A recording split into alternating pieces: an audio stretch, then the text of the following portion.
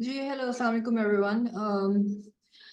एक और जो क्वेश्चन जो एस्पायरेंट्स मोस्टली मेरे से करते हैं वो ये है कि जी इफेक्टिव नोट्स जो हैं वो कैसे बनाए जाएं सीएसएस के, क्योंकि ये जो है सबसे सबसे ज़्यादा क्रूशियल चीज़ जो एस्पायरेंट के लिए है वो उसके नोट्स होते हैं। वेल टू बी ऑनेस्ट, अगर आप मेरे से इतने साल मैंने अपना एक टाइम गुजारा है सीएसएस जर्नी में और उससे मैंने जो जो चीज़ें सीखी हैं आप लोगों को मैं बता रही हूँ इस चैनल के थ्रू। मुझे पता है कि जो लोग जिन्होंने नया नया अपने आप को इस जर्नी में दाखिल किया है वो क्या करेंगे, वो मेरी तरह का ही ब्लंडर मारेंगे। और वो ये करेंगे कि फर्ज करें उन्होंने कोई टॉपिक पकड़ा है इकोनॉमी ऑफ पाकिस्तान पे, तो वो क्या करेंगे कि उस पर 10-10 दिन लगा देंगे, 20-20 दिन लगा देंगे, 30-30 दिन लगा देंगे और नोट्स बनाएंगे। और ठीक है, इस सब में उन्होंने बहुत गेन किया, या हो सकता है कि उन्होंने एक इंटरव्यू लेवल की तैयारी कर ली हो, जैसे कि एक मेरा केस था। लेकिन हुआ क्या कि जब बिल्कुल पेपर का टाइम करीब आया तो वो आपने इतना लिखा कि जो आपने एक एक टॉपिक पे 30-30 पेजेस लिख दिए, 40-40 पेजेस लिख दिए। एक रिसर्च आर्टिकल टाइप ही आप लोगों का, एक पर टॉपिक आप एक रिसर्च आर्टिकल की तरह के नोट्स बना रहे हैं। तो होगा क्या कि आखिरी टाइम पे आप लोगों से वो रिवाइज ही नहीं होगा। हो सकता है कि आपका कंटेंट इतना जबरदस्त हो जैसे कि मेरा होता था। मैं आपको सीधी सी बात करूंगी क्योंकि मैंने बहुत इस चीज के लिए पढ़ा है। लेकिन जब पेपर नजदीक आता था तो वो आपके लिए यूजलेस बन जाता है। क्यों? क्योंकि उस टाइम आपके दिमाग पे इतना प्रेशर होता है कि आप चीजों को कंडेंस कर ही नहीं पा रहे होते, वो इतनी चीज हेक्टिक बन जाती है आपके लिए कि आप कहते हो कि ओ माय गॉड, ये तो मैंने इतना कुछ लिखा, तो अब मैं इसको समराइज कैसे करूं, और पेपर सर पर आ गया और आपको दिमाग में चीजें रहनी भी चाहिए। अब मैं या आप अगर 30 या 50 पेजेस लिख रहे हैं तो उसमें से कितनी चीजें मेरे या आपके माइंड में होंगी। या ये भी हो सकता है कि जितना आपने अच्छा लिखा हो पेपर में आप बिल्कुल वो बच्चों वाला लिख कर आ जाए, कोई अच्छी हेडिंग ना हो, कोई अच्छे पॉइंट्स ना हो। क्यों? क्योंकि इतना आपने ओवरवेलम किया आपके दिमाग को कि वो ब्रेन फॉग सिंड्रोम में कन्वर्ट हो गया। ब्रेन फॉग सिंड्रोम यही होता है कि आपकी क्लैरिटी नहीं रहती है, आपको चीजें भूलना शुरू हो जाती हैं। And literally her serious aspirant के साथ ये मसला होता है। वो एक अजीब सी एक दिमागी कैफियत में चला जाता है कि उसको बड़ी सिंपल सी चीजें भी मुश्किल लग रही होती हैं, क्योंकि वो इतना ओवर बर्डनड होता है 12 सब्जेक्ट से। तो इसीलिए ये जो वीडियो है ये आप लोगों के लिए गोल्डन साबित होगी कि जो मिस्टेक्स मैंने की हैं या जो और एस्पायरेंट्स करते हैं आप वो ना करें ये वीडियो सुनने के बाद। So how to make effective notes for CSS. इसका सबसे पहला तरीका ये है, मैंने आपके सामने एक रफ सा पैटर्न दिया है। आपने इसको अपने मुताबिक टेलर करना है, लेकिन अमूमन आपके जितने भी नोट्स हैं वो इन्हीं चीजों के गिर्द घूमते हैं, ये बात आप याद रखिएगा। इसमें फिर आपने जो है चीजें अपने मुताबिक आप ऐड ऐड कम करते रहें, जो भी आपको लग रहा है कि ये यहाँ फिट हो रही है या फिट नहीं हो रही। बहरहाल लेट्स बिगिन। सबसे पहला जो होगा वो होगा इंट्रोडक्शन। कोई भी टॉपिक जो आप पढ़ रहे हैं उसके इंट्रोडक्शन में आपने कुछ चीज़ें लिखनी होंगी। एंड और जो आपका इंट्रोडक्शन है वो पेपर में कोशिश करें कि बहुत ज़्यादा भी लेंथी ना हो और बहुत छोटा भी ना हो। I think half page is more than enough because you have to manage your time as well. और वो हाफ पेज आपका इस तरह का होना चाहिए कि आपका लेवल का इंट्रोडक्शन हो, और वो लेवल का इंट्रोडक्शन आपके इफेक्टिव नोट्स जो हैं वो आपको हेल्प आउट करेंगे। अभी मैं आपको पेपर टेम्पटिंग टेक्निक्स नहीं बता रही, नोट्स का मैसेज मैं आपको बता रही हूँ। तो इंट्रोडक्शन जो आपने अपने नोट्स में लिखना है वो इस तरह का लिखना है कि फर्ज करें आपने कोई पीडीएफ पकड़ा है पाकिस्तान की इकोनॉमी पे, और वो जो पीडीएफ है वो कोई 20 से 25 पेजेस का है। तो जब आप उसका इंट्रोडक्शन देखते हैं तो इंट्रोडक्शन आपको उसका भी बहुत लंबा होता है, क्योंकि उतना भी आपने पेपर में नहीं लिखना।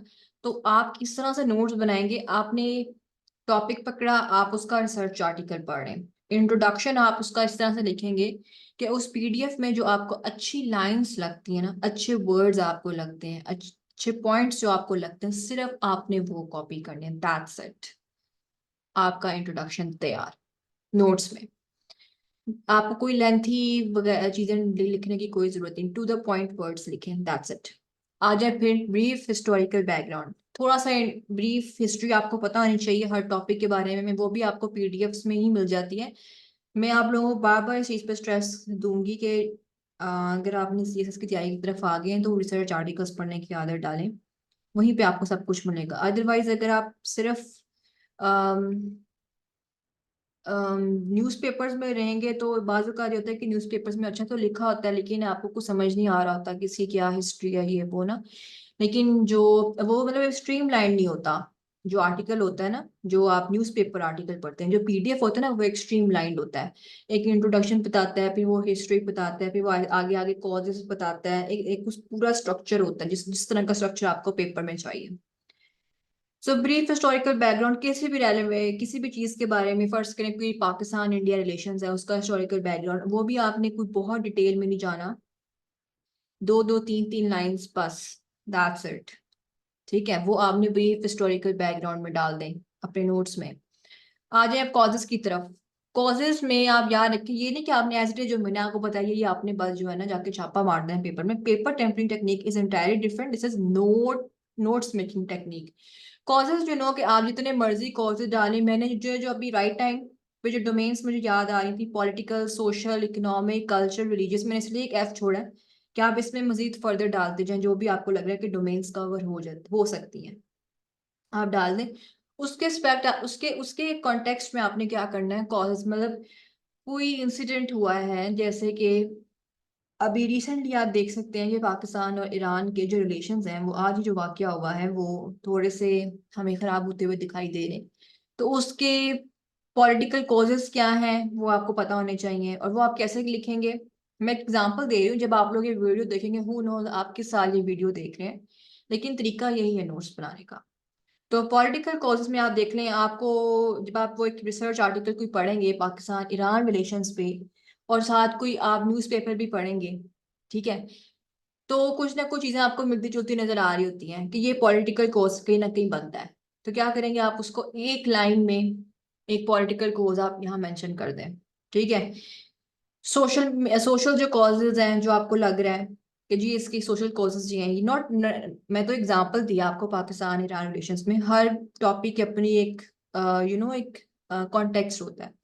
तो इस कॉन्टेक्स्ट में आप देख लें क्या कोई और इशू है, उसके सोशल कॉजेज क्या हैं, कोई ओवर पॉपुलेशन का है, उसके सोशल कंटेक्स्ट में कौन से कॉजेज हो सकते हैं, वो आपने किस तरीके से नोट्स बनाना है। ये नहीं कि आप 20-30 को तो लिखने पे हैं तो बहुत ज्यादा आप लिख सकते हैं, लेकिन इफेक्टिव नोट्स बनेंगे सोशल कॉजेज में। आप देख लें कोई आर्ट न्यूज़पेपर में आपको कोई चीज बड़ी हिट की है, उसका सिर्फ एक सेंटेंस लिखें और साथ एक फैक्ट डाल दें उसका, दैट्स इट। इकोनॉमिक में भी आपने ऐसे ही करना है, कल्चरल कॉजेज में भी आपने ऐसे करना है, कोई दो तीन स्टेटमेंट्स लिखें और आगे facts and figures, that's it. Religious causes में एक स्टेटमेंट लिखें, facts and figures, that's it. Impacts में इम्पैक्ट की तरफ आ जाए, जी इसके सियासी इम्पैक्ट क्या होगा, इसका सोशल इम्पैक्ट क्या होगा, कल्चरल इम्पैक्ट क्या होगा।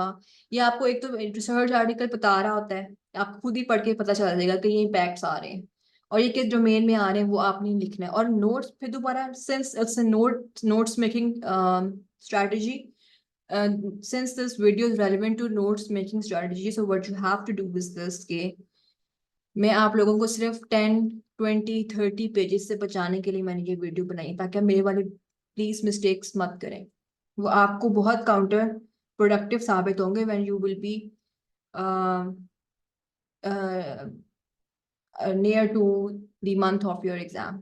ठीक है, पॉलिटिकल में आपने क्या करना है, एक लाइन लिखी जो आपको लगे पॉलिटिकल इम्पैक्ट है, और साथ उसके आपने क्या लिखना है, कोई रेफरेंस, कोई डेट, कोई फैक्ट फिगर, कुछ भी इसी तरीके से। फिफ्थ पे critical analysis, not a big deal. Critical analysis में आपने क्या करना है, फिर दोबारा 3, 4, 5 लाइंस दैट्स इट अपने नोट्स में आप बना दें।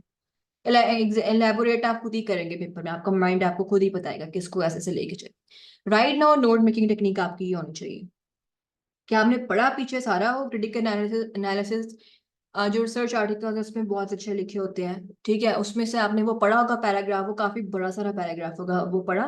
और क्रिटिकल एनालिसिस में जो अपने नोट्स में किसी भी टॉपिक से रेलिवेंट आपने बस 3 to 4 लाइंस डालनी है, दैट्स इट। कंक्लूजन क्या होता है कि पूरे जो आपने पढ़ा है, जो आपने पूरा लिखा है अपने इसमें आंसर में या कोई टॉपिक से रेलेवेंट जो भी आपने नोट्स बनाया उसका क्या कंक्लूड करते हैं, एक तरह से समरी होती है। तो वो आप लिख सकते हैं, अपने वर्ड में भी लिख सकते हैं 3-4 लाइंस। अगर आपको खुद से लगता है कि मैं नहीं लिख पाऊंगा, मैं नोट्स में लिख लूँ ताकि मैं उसको एंड टाइम पे याद कर लूंगा, तो आप उस तरह कर सकते हैं। या फिर आप जो रिसर्च आर्टिकल में जिस तरह का कंक्लूजन होता है, आप उसी में से 2-3 लाइंस लेके यहाँ लिखते हैं। तो आप खुद देखें कि आपके कैसे इफेक्टिव नोट्स बनते हैं। रेफरेंस डायग्राम्स और जो मैप्स हैं वो तो आपने डालने, जितने रेफरेंस डायग्राम्स मैप्स होंगे उतना आपका जो है नोट्स भी अच्छे बनेंगे, और इवेंचुअली आपके जो हैं पेपर वो भी बहुत अच्छा अटेम्प्ट होगा। तो आपको जहां जहां रेफरेंस डायग्राम्स मैप्स मिलते हैं वो आप अपने नोट्स में डालते जाएं, ठीक है। तो उसी ही रेफरेंस डायग्राम मैप्स को मल्टीपल जगहों पर यूज करें, रादर देन कि हर टॉपिक का एक नया रेफरेंस निकालें, हर टॉपिक की कोई नया डायग्राम, इसमें भी बहुत ज्यादा आपके पास कंटेंट जमा हो जाएगा। तो इस तरह के रेफरेंस डायग्राम्स मैप्स हो जो एक टाइम पे मल्टीपल टॉपिक्स में यूज हो रहे हो, ठीक है। तो अब आप मुझे खुद ये सोच कर बताएं कि ये जो मैंने आपको टेक्निक्स बताई हैं, how to make effective notes for CSS, आपको लगता है कि अब आपके नोट्स को 10, 20, 30, 40 पेजेस पर जाएंगे, नहीं जाएंगे? ये मेरे ख्याल से अगर आप मेरी स्ट्रेटजी को फॉलो करेंगे तो, टू बी ऑनेस्ट, अगर अभी आप बिल्कुल न्यू है तो चले मैं आपको ये कह सकती हूँ कि ये जाएगा कम से कम 4 पेजेस पे भी जाए, 4 पेजेस तक चला जाएगा, आगे पीछे अगर मैं कहूँ तो, ठीक है। एक पूरी जो शीट होती है आगे पीछे मिलाकर 4 पेजेस तक चले जाएंगे। अगर आप वो जो एक पेपर वाली जो बड़ी शीट होती है ना, जो एग्जामिनेशन में भी जिस तरह की आपको मिलती है, उस तरह की अगर आप शीट पे बना रहे हैं नोट्स तो ये उस तरह जाएगा। अगर आप माइक्रोसॉफ्ट की फाइल पे अगर आप इस तरह इसको बना रहे हैं नोट्स को, तो मुझे तो लगता है कि अम, हो सकता है ये सिर्फ 2 पेजेस पे चला जाए पर टॉपिक, क्योंकि आपने बहुत ज्यादा डिटेल नहीं देनी, आपने सिर्फ main points and main words लिखने हैं। सो प्लीज वो 10, 20, 30 वाली जो पेजेस वाली जो स्ट्रेटजी है उससे बाहर निकलना है, क्योंकि वो लग तो रहा होता है, लोग कहते हैं जी लॉन्ग नोट्स बनाए फिर शॉर्ट नोट्स बनाए, और फिर होता ये है कि हम बना तो लेते हैं लॉन्ग नोट्स, लेकिन फिर आखिरी टाइम पे शॉर्ट नोट्स बनाने का हमारे पास टाइम रहता ही नहीं है, because we are too much overwhelmed, ठीक है। तो ये तो था जी मेरी तरफ से कि आपके आप कैसे जो हैं आपकी आपके जो मैंने देखे जो क्वेश्चन में से पूछे लोगों ने, उसको देखते हुए मैंने ये फिर वीडियो बनाई है आप लोगों के लिए कि कैसे आप लोग इफेक्टिव नोट्स बना सकते हैं फॉर सीएसएस, इस तरीके से कि आपका टाइम भी ना वेस्ट हो और इफेक्टिव नोट्स हो आपके, ठीक है। चलें जी, थैंक यू सो मच। और एंड यस, अगर आपको ये वीडियोस मेरी अच्छी लग रही हैं तो प्लीज़ सब्सक्राइब करें, शेयर करें, और दूसरे लोगों को भी कहें कि वो उस चैनल को सब्सक्राइब करें। और इसके अलावा और जो भी आपके माइंड में क्वेश्चंस आते हैं इस तरह के रेलेवेंट टू सीएसएस, आप कमेंट में कर सकते हैं। इंशाल्लाह मैं फिर उन पर भी वीडियोस बना के आप लोगों के साथ शेयर कर दूंगी। Thank you so much.